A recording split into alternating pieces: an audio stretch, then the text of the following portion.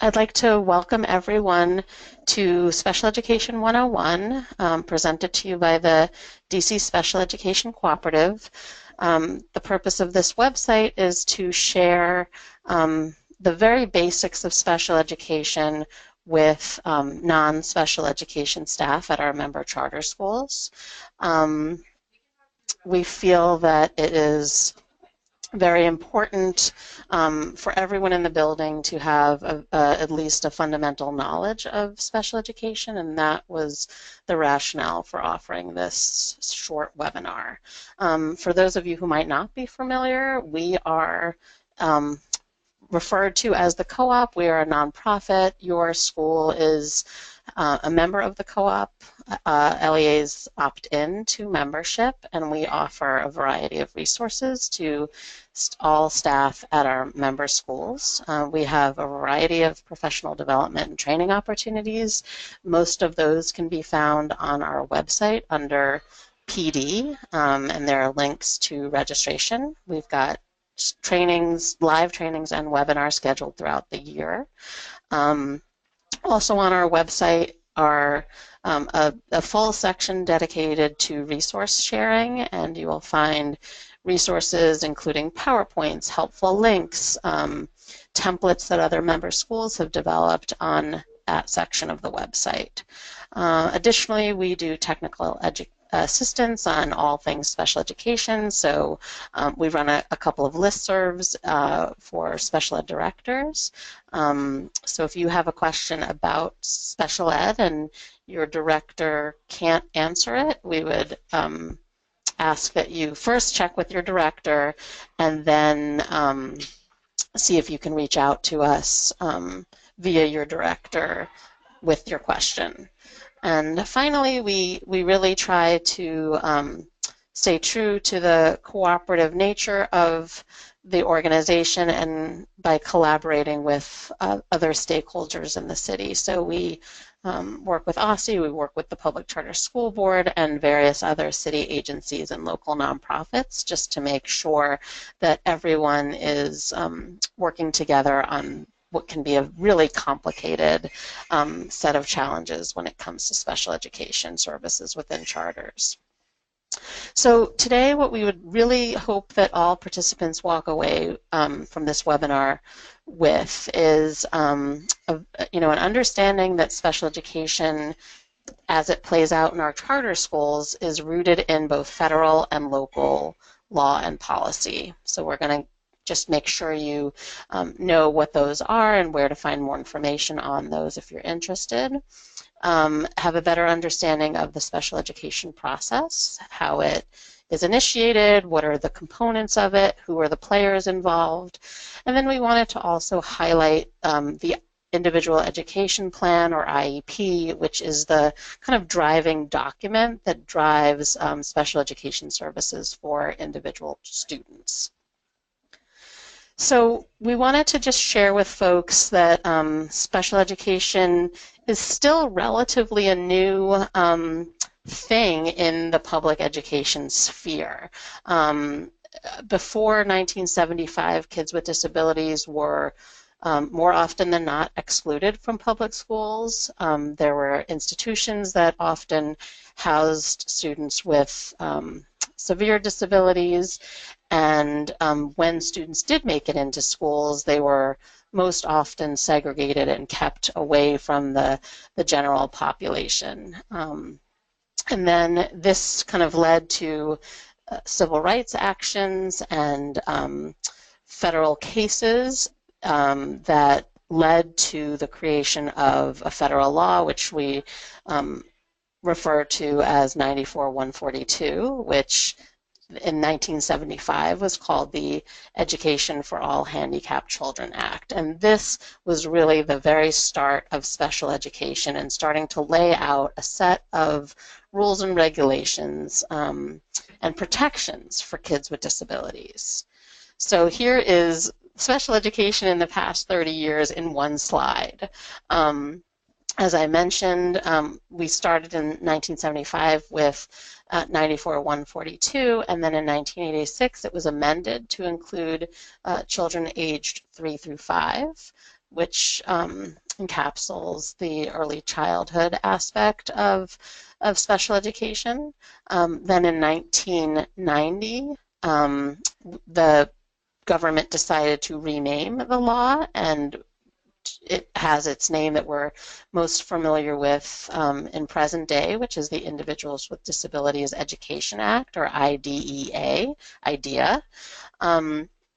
In 1997, there were some amendments made to the IDEA, and the big ones that we wanted to pull out and just make sure people were aware of involved public and private placements, discipline of students with disabilities, and there are a set of specific protections and procedural regulations associated with the disciplining of students with disabilities. And so if there's more information that you'd like to dig into on that, actually on our website we have a discipline and behavior toolkit or section of the website that will give you much more detailed information about what the law says on the federal level and also at the local level, and then make some suggestions for how this should roll out at the LEA level.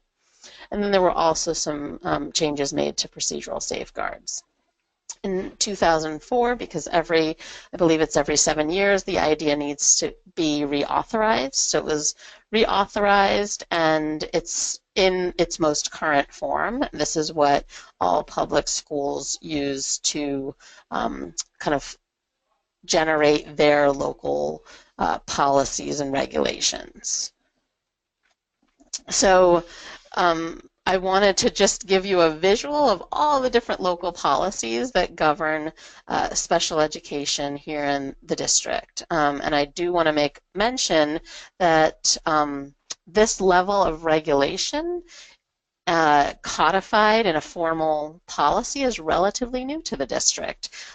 Prior to, I believe, 2007, we didn't have any local policies in writing. Everyone was basically trying to follow IDEA and the prescriptions therein, but there were no DC policies. And so once OSSI was created, they began to create a set of policies that were specific to the district and how things work here, but they are really a reflection of the federal law. But again, here is a mostly complete list of all the special education policies governing how special education here in DC works. And you'll see here on the top, I provided a hyperlink, and we will be sending the slides to participants, a hyperlink to where you can find the special education law, which is in our DC municipal regulations, or DCMR, and then underneath that there's a hyperlink to the place on the OSSI website, which will give you a link to every single one of the special education policies governing special ed here in DC. So again, in a 45-minute webinar, we're not going to go deep into these different policies, but we wanted to just show you the breadth of all that is kind of encapsulated when we talk about special education here in DC. We have to follow all of these rules and regulations in these various areas.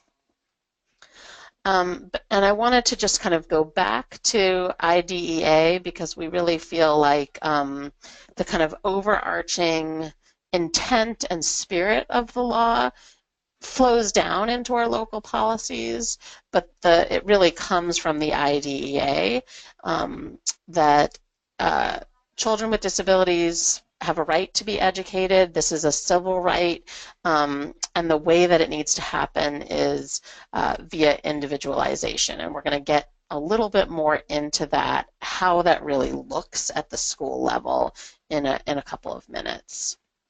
So we wanted to pull out some of the key principles of IDEA just to make sure that folks who are not familiar with special ed, had a little bit of a background. So it's very jargony, lots of acronyms, but we wanted to just pull out a few that we felt were important for everyone to know about. And so I'm just going to focus on a few of these. One of the most important, free and appropriate public education, or FAPE, is a guiding principle of the IDEA, and really what that is enforcing is that all children have a right to a public education. Not only a free public education, but it needs to be appropriate to meet their needs. And that's when we'll kind of dig into what an IEP, or the plan that the special ed team creates. It really is flowing from the FAPE requirement to make sure that the services are providing the child access and that the services are appropriate to that child's individual needs. Let's see what else we'll pull out. The other big one is least restrictive environment, or LRE. This concept is that just because a child has a disability, we can't move them away from non-disabled peers. The team really needs to consider the LRE. What is the environment that is closest to non-disabled peers and the general ed setting that this child can function in, given services and supports, but still allowing them to receive an appropriate education and make progress. So LRE is also individualized because every child has different needs, and so every time we make a decision around placement for a child, we need to think about the LRE. Every time we remove a child from a general education classroom, let's say to provide a service like speech, for example, the team needs to consider, when we're removing the child from the general education classroom, are there potential harmful effects? Because if they're not in the general ed classroom, they're missing something. And so it's a really challenging decision because when everything is important, how do we manage the time of a student with a disability? So again, I don't think there are right answers per se, but a lot of what special education does, I think, is operate in this gray area where there are the guiding principles. Teams need to make decisions based on individual children's needs, but and then back it up with data, of course. But the law really says the child needs, or the team needs to consider the LRE, but doesn't really give you criteria for doing that. So that's where special education becomes a little more nuanced, a little more dependent upon practitioners that really have a strong sense of what the law is and what good practice is. But it's harder to kind of communicate that to a broad audience. And what we would want anyone taking this webinar to take away is that just because you have a disability, you're not prescribed to be in a specific place. There's often this saying that special education is not a place, it's a set of services. Going back to the 70s and 80s, when students with disabilities, the minute you were diagnosed, you were kind of sent to a certain room, sent to a classroom that was just for kids with disabilities, regardless of what your needs were. We've gotten a lot more sophisticated since then, and schools are now able to make decisions based on individual children, their needs, and how that matches up with the services. I will also just say a couple quick things about these other circles.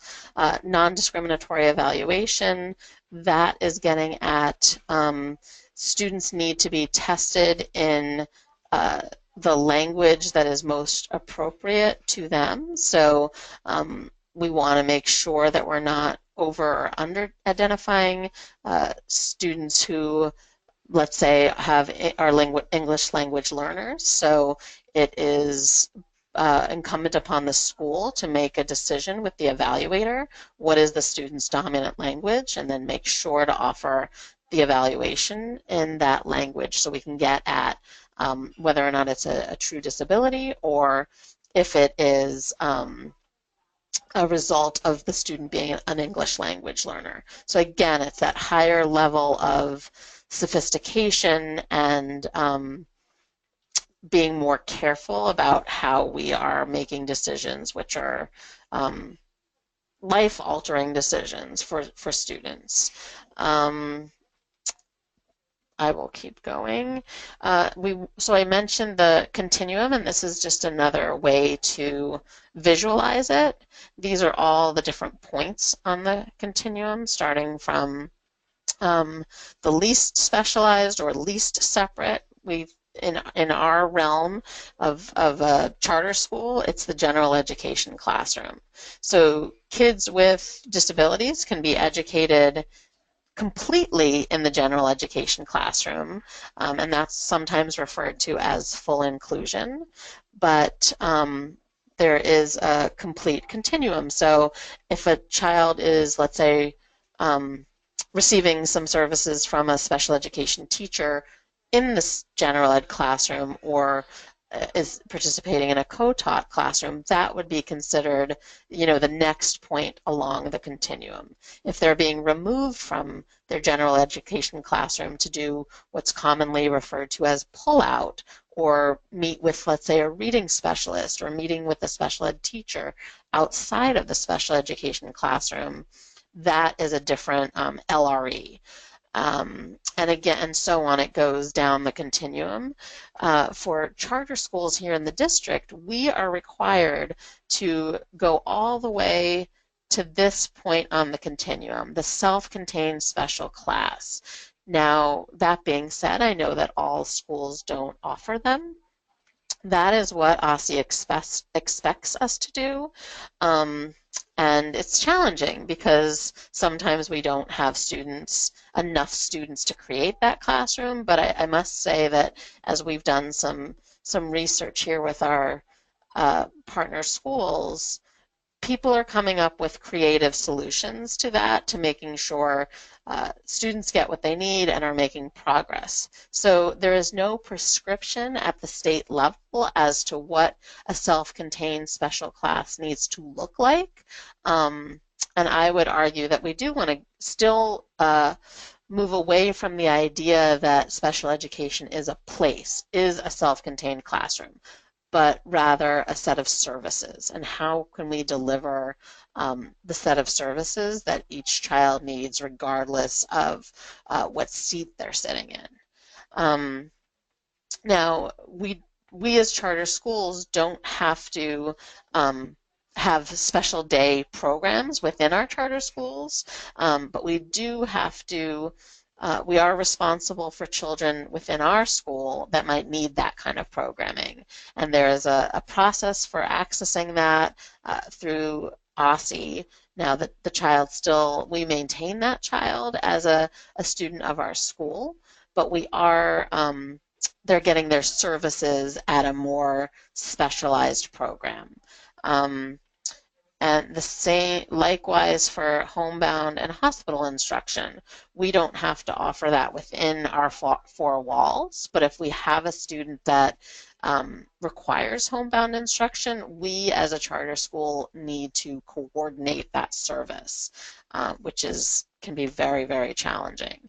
And finally, there is the most restrictive is considered a residential placement, where a student is receiving their education and also living at the school. Again, just like with the special day schools, charters themselves don't have to provide it, but they need to help their students to access it. So there's a state level process by which you can request a residential placement, and then you would be responsible for monitoring the child in that school, so they maintain their enrollment as one of your students, but you're one step removed from the services. So if we kind of back all the way up to how students are identified for special education, there's a very kind of prescriptive process that's laid out in the law, and each school can operationalize it in a different way, but these are the main buckets um, that identification falls into. So we start with a referral, and a referral can be made by almost anyone. It's usually a parent or a teacher or a professional at the school that's noticing um, certain challenges the student is having. Many schools will start with either an SST process or a child study process where you're looking at students, you're evaluating work, you're trying interventions. And it's pre-referral. But when a child has kind of been run through whatever your school's individual process is, and the team decides you really need more information to make a decision, that's when you would move to the second step where you're getting consent. And I do want to back up and say that parents have a right to refer their child for special education regardless of whatever pre-referral process your school has. It's then the school's obligation to get the consent to evaluate, um, and the school needs to decide what the evaluation needs to be comprised of, whether it is formal evaluations that come in the form of a psychoed evaluation or a speech language evaluation, occupational therapy evaluation, or if the school has enough data through its pre-referral process, through its interventions, observations, school-based testing, to say, no, we have enough information in order to make a determination, and then that's when we go to eligibility. So you can get to eligibility either after a formal like testing evaluation process, or if the school is saying, no, we have enough information based on our current data to make this decision. And I must say that's a little bit more rare. Most schools will opt to bring in an outside evaluator, or if they happen to have the evaluators on staff, they will opt to do a formal evaluation just to get another piece of data to kind of either corroborate or refute what the team is already seeing. So once those evaluations are done, the team, which is referred to often as an MDT or a multidisciplinary team, will convene to review those assessments, review the data, and make an eligibility determination. And OSSI, if you go back to the policy, there is an eligibility, evaluation and eligibility policy where it lays out all of the criteria for each disability category. So, you know, we're not having one person say, oh yes, I think this child has a speech language deficit because I say so. You have to go to the policy, and there's a worksheet within our statewide database called SEDS, or actually within the policy you can see the exact criteria of what a child would need to demonstrate and what the data needs to support in order to qualify for a disability. So it's not a kind of off-the-cuff decision. It's based in policy.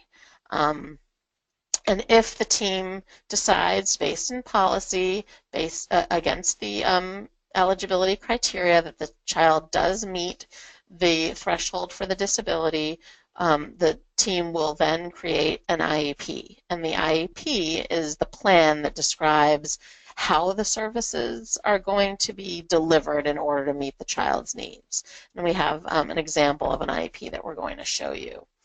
But after that IEP is developed, then the real work kind of comes into play. It's how do we implement that IEP? And it's the job of the school, and here where we say LEA because each charter is its own LEA here in DC. how this school or LEA is going to make sure that kids get the services that they need. And each LEA will have its own way of doing that, a way of monitoring itself, of making sure that kids are getting services. But ultimately, the school needs to be able to provide proof that students are getting, that the plans are being implemented in the way that they are written. So I'm going to stop for a moment and check and see if we've got any questions. And I would invite anyone, if you have a question, to please use that question box or the chat box. And I don't see anything here now, but I will come back to it in the next couple of slides just to check back again.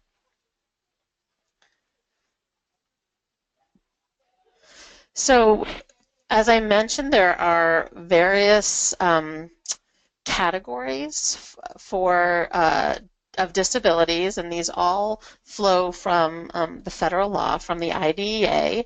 And in order to be eligible for special education, there's this two-pronged decision-making process. First, the child has to have a disability that's diagnosed and documented.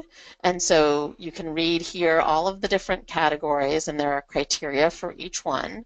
But not only does a child have to have a disability, the disability has to have an adverse effect on their school performance.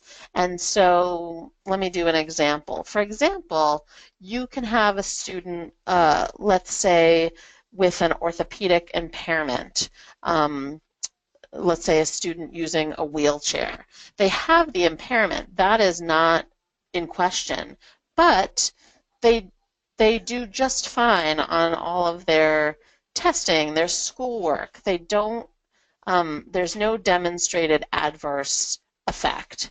And so that does not meet the threshold for special education. There's a different law, which we're not going to get into today, but you might have heard of Section 504. That student might qualify for a 504 plan where they might need some accommodations in order to access school, whereas they might need to have extra time to get from class to class. They might need someone to take notes for them, but they don't have a disability that is adversely affecting their performance, so they wouldn't qualify for special education. So we wanted to really distinguish that, make sure people understand that just because a child has a disability doesn't mean they always get special education. So again, this is just kind of like a decision tree visual that we wanted to share with folks, and I think I've gone over this, and this shows you that if there's no educational impact right here, they might be eligible for a 504 plan.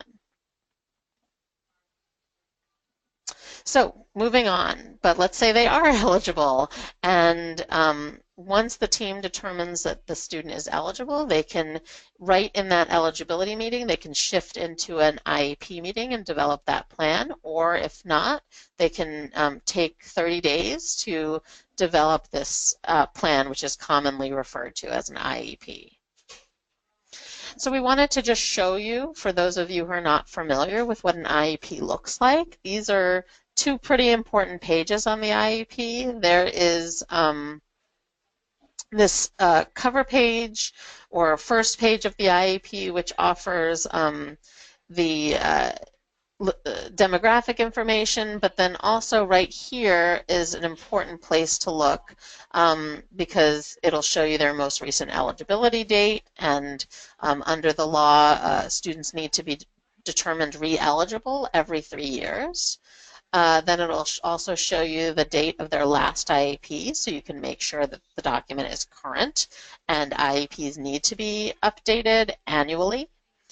Then also here in the same block, it'll tell you what the child's primary disability is. And finally, the current IEP date. And then we wanted to also just show you, because this is kind of the meat of an IEP, the one of the goals pages. So here, and we're going to talk a little bit more about this, we see something called present level of educational performance. And this is where the team is discussing each of the areas of concern for a child. So let's say, this child must have some deficits in mathematics. And so the team is reporting out the team is reporting out what the data is saying about this child. So this, if they're written well, can offer a teacher a lot of information about the current functioning of the child, or the functioning at the last writing of the IEP. It can offer school-based testing. It can offer anecdotal information about classwork. It will tell you what the child needs in the area, and then you need to do an impact statement about which kind of demonstrates why they are in need of the services. Then what the special ed teacher and hopefully general ed teacher together will do is create a set of annual goals based on the present level of that child. So for the coming year, the team will put together a set of goals. There is no kind of rule about how many you should have, but the goals will address specific deficits within the area, and they will be measurable and describe how the child is going to accomplish those goals. And then here also we will look at monitoring. And so this is also important for teachers to be aware of, how often they, in concert with the special ed teacher, will be looking at student progress. And again, each school does this differently. There's no prescribed way. Some schools will have the special ed teacher exclusively responsible for evaluating progress. Some schools have teacher and special ed teacher working together on that. So if you're not sure how your school is doing that, I definitely suggest talking with your special education director and see how that is working. So I'm going to check very quickly the question box. I don't see that anything else has come in, but please do share your questions if you have them. So again, I've kind of just talked through this a bit, but I wanted to again give you for a little more like narrative about certain levels that we think are very important to the IEP. So I mentioned the present levels, sometimes referred to as PLOPs, the annual goals, and we don't have a visual of the services, but there is a page in the IEP that will delineate all of the special ed services a specific child has. So if a child is working with a special education teacher, it will say specialized instruction, and it will give you the name of the person they're working with, also how much time, usually per week, sometimes it's done on a monthly basis, that is needed, and where that service is taking place, if it's taking place inside the general education classroom or outside. So also another piece of the IEP that we think is pretty important is the accommodations and modifications that a child needs in order to be successful in accessing the general ed curriculum. We wanted to just make sure everyone knew the difference between accommodation and modification. And the main difference is that accommodation does not change the nature of the task. For example, if a student is taking the same exact test as non-disabled peers, but they're given extra time to complete that test, that's considered an accommodation. A modification, on the other hand, changes the nature of the task. So if the children are reading, they're studying the Civil War, and a student with a disability, let's say a reading disability, someone who is multiple grade levels behind, they are still going to read something about the Civil War, but it might be shorter and it might be different than what the general ed class, the non-disabled peers are doing. So that's considered a modification because it changes the nature of the task. They are not reading the same passage that everyone else in the classroom is reading. Let's see, and so also again within the IEP there is a description of what are called supplementary aids and services, and these kind of are tools. It could be physical tools, it could be people that the child needs in order to access the curriculum. So sometimes it's something like assistive technology, which can range from noise canceling headphones for kids who have difficulty concentrating, or it can be all the way up to a communications device for a nonverbal student. And then for students that are not able to kind of manage themselves, they can be given a dedicated aid within this section of the IEP. And I think this merits more discussion at a later point, because I think the way DC is using dedicated aids has kind of evolved over time. It's my understanding that initially aids were more kind of healthcare aids, so students who needed help toileting, students who needed help feeding themselves, those kind of very physical manifestations of a disability. Now we see more and more students with behavioral challenges are being given dedicated aids, or one-to-ones sometimes they're called, because they have an intense behavioral needs, that there needs to be a dedicated adult who is either implementing a behavior plan or helping to keep that child safe from self-harm activities, or who needs to run after the child if they've absconded. So I think the notion of dedicated aid has kind of evolved, at least in the time that I've been working here in DC, and but here is where you would find it on the IEP if the child needs special services or tools. So kind of back to the IEP development, and I mentioned this a little bit earlier, but these are all the range, and these are the most common ones because there are certainly others, but these are the most common types of evaluations you will see when doing an eligibility and then using those evaluations to create an IEP.